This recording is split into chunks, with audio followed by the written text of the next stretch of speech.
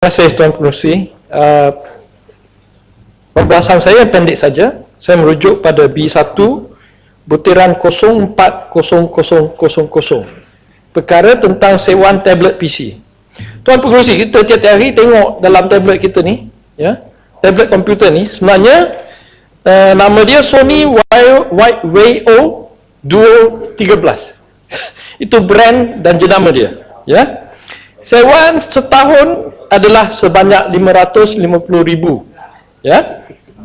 Di sini ahli parlimen 222. Jadi kalau kita semua ambil pembagian, if we break down the maths, setiap tahun kita kena bayar 2,500 setahun bagi sewaan setiap satu komputer depan kita.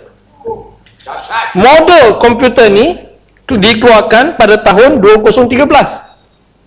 Dia dah 2 years behind time. Dah 2 tahun. Ya. Jadi saya nak minta, dan bukan itu saja, Tuan Pengerusi. Sony tak buat komputer lagi. Kalau kita nak buat repair, susah.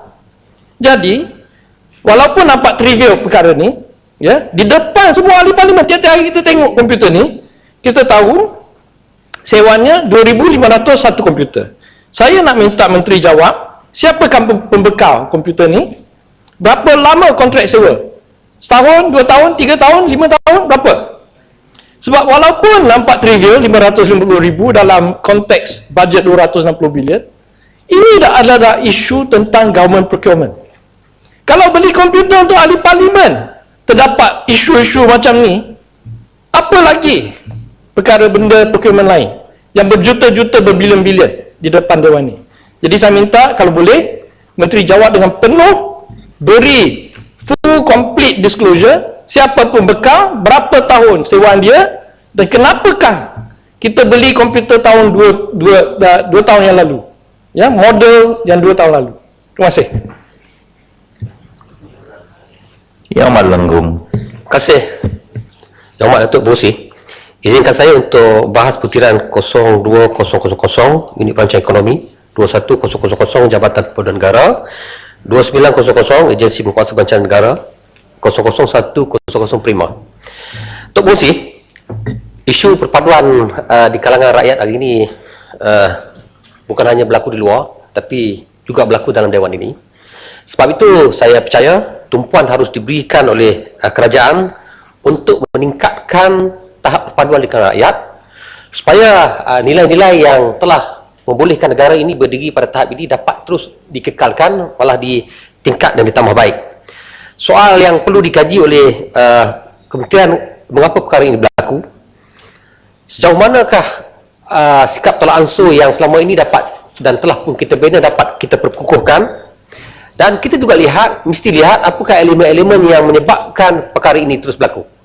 Sebab itu satu perkara yang perlu dan ingin saya bangkitkan dalam Dewan yang mulia ini, saya mohon supaya menteri yang berkenaan supaya memperkukuhkan semua agensi dan jabatan yang memainkan peranan dalam soal untuk meningkatkan perpaduan dengan rakyat. Hari ini kita lihat Jabatan Perpaduan Negara di peringkat daerah, di peringkat ekonomi nampaknya macam hidup segan mati tak mau. Kalau isu ini penting, kita mesti perkukuhkan dari segi kepegawaiannya, dari segi peruntukannya, dari segi program yang mesti disegarkan, disesuaikan dalam keadaan semasa. Hari ini kita dapat lihat bahawa kalau bukan tidak ada program dan aktiviti dibawa oleh Jabatan Perpaduan Negara di peringkat daerah, ada. Tetapi kalau kita lihat dan ukur dari segi kehadiran, peserta semua di kalangan mereka yang dah pun berusia, yang nampaknya dah bertongkat dan sebagainya. Bagaimana dengan generasi muda? Sila, Kuala Selong. Terima kasih Datuk Ketua, terima kasih Lenggung. Saya nak minta pandangan Lenggung tentang Jabatan Perpaduan Negara. Setujukah Yang Amat Lenggung? Kalau kita lihat dari segi program begitu cantik, cuma dari segi penghayatan itu, khususnya di peringkat bawahan dan akar umbi. So, jadi bagaimanakah pada pandangan Yang Amat Lenggung supaya pegawai-pegawai ini benar-benar dilatih dan sampai setahap melihatkan suasana yang tidak menentu ini, terutama sekali dalam aspek perpaduan, dan kita lihat dalam Dewan seperti tadi, pegawai-pegawai perpaduan negara ini harus ditambah dan digerakkan bersama-sama dengan agensi-agensi yang lain. Terima kasih.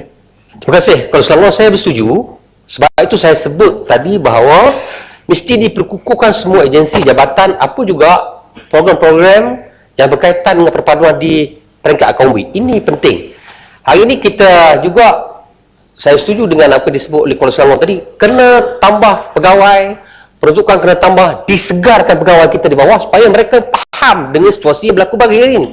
Saya lihat ada juga di kalangan program-program yang dibuat masih lagi style lama, style dulu-dulu, tidak berubah dan sesuaikan dengan keadaan hari ini. Sebab itu saya mohon supaya tambah peruntukan, tambah aktiviti, segarkan semua sekali dan mesti diperbanyakkan sesuai dengan keadaan yang berlaku pada hari ini. Itu di Jabatan Perpaduan Negara. Saya juga ingin menyentuh berkaitan agensi pengurusan bencana negara. Saya ucap terima kasih Yang Bermakram kerana hari ini nampak sudah ada penambahbaikan. Penambahbaikan dari segi bagaimana kita nak membantu dan menyelesaikan isu-isu bencana. Mengambil kira, tentunya mengambil kira apa yang telah berlaku sebelum ini. Saya ucap tahniah kepada pihak kementerian. Cuma tentu ada beberapa isu perlu ditambah baik. Perkara pertama yang saya ingin tekankan, kita jangan hanya tumpu kepada usaha untuk mengatasi selepas bencana itu berlaku. Tetapi kita juga mesti berusaha untuk melihat bagaimana untuk memastikan supaya bencana itu dapat dikurangkan di tahap yang paling minimal. Saya tengok walaupun ini menyentuh kementerian lain yang hormat menteri, tapi kalau saya baru-baru ini saya ada mesyuarat di peringkat daerah yang dikawasi oleh Jabatan Pertahanan Awam. Tapi kalau dilaporkan daripada Jabatan Kebajikan Masyarakat, dia masih lagi terikat dengan formula keadaan lama. Kalau nak mengumpul data ni masih lagi berpegang kepada orang yang datang ke tempat penempatan. Kalau itu berlaku lagi, saya percaya akan ada banyak masalah yang berlaku. Ada orang yang tak duduk di tempat penempatan, dia duduk di rumah ibu bapa dia atau di tempat yang lebih selamat, tapi ia tidak dikira sebagai mangsa. Ini perkara-perkara yang perlu diberikan perhatian. Dan tambahlah dari segi kepegawaiannya, dan saya percaya, dan satu perkara yang perlu diberi perhatian, saya harap diberi pemahaman sepenuhnya kepada semua agensi di bawah. Saya nampak ada seolah-olah ada jabatan yang kata, oh kalau dah Japam yang ambil perhatian, maka nak cuci rumah lepas banjir ke, nak buat lepas apa aktiviti ke, serah daripada Japam. Yang lain nampaknya nak lepas tangan sebagainya. Yang ini kena diberi perhatian. Tapi saya minta juga sekejap, saya minta juga ditambah buat kelengkapan. Saya nak bagi contoh Datuk Berusi. Mana sabahkah kalau bot ditempatkan, kalau di tempat saya, bot itu hanya sesuai di laut dalam, tapi peralatan itu ditempatkan contohnya di Lenggong dan sebagainya.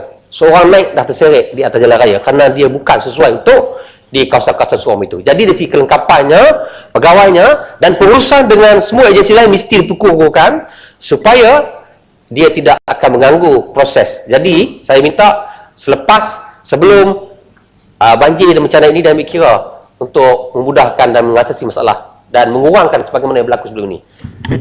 Terima kasih Datuk Musi. Terima kasih Sebab saya Lenggong. Lenggong setuju dengan saya bahawa oleh kerana anggota-anggota EPAM ni yang yang kita tahu memang berdedikasi untuk menolong mangsa-mangsa banjir dan juga skop kerja mereka memang mendedahkan mereka kepada risiko-risiko. Kadang ular masuk rumah pun mereka akan diminta bantuan. Jadi mereka ada saya bagi perjalanan di Sepang tu, mereka mengatakan tidak ada insurans. Jadi setuju dengan saya bahawa sudah sampai masanya mereka-mereka ini mesti dilindungi oleh insurans supaya kalau apa-apa berlaku pada mereka, sekurang-kurangnya jaminan pada keluarga dan sebagainya dapat diperhatikan. Terima kasih. Yang ni setuju sangat. Pertama kali masukkan apa yang disebut dalam ucapan saya. Yang ini sajalah, yang lain saya tak mau campur. Sebab kalau dia bercakap ni selalu kan bagus, Datuk Musi Yang lain tak faham tu, tak faham. Tapi yang ni yang lain tu memang teruk lah. Tak boleh pakai langsung. Hebat Lenggong. Cuba Datuk Musi, satu lagi perkara ialah maklumat ini. Saya tengok pengalaman bencana yang sebelum ini, ketua kampung kalau di peringkat Akaumbi, Jabatan Kebajikan Masyarakat datang minta maklumat kat dia, Satgi JEPA mari nak maklumat pada dia.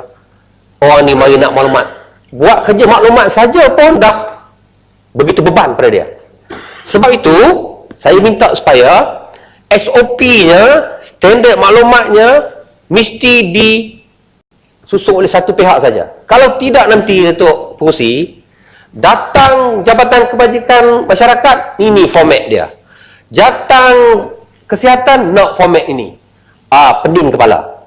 Yang mangsa banjir tak diselamatkan juga. Nak menyelesaikan birokrasi dan isu-isu semua ini saja sudah membebankan.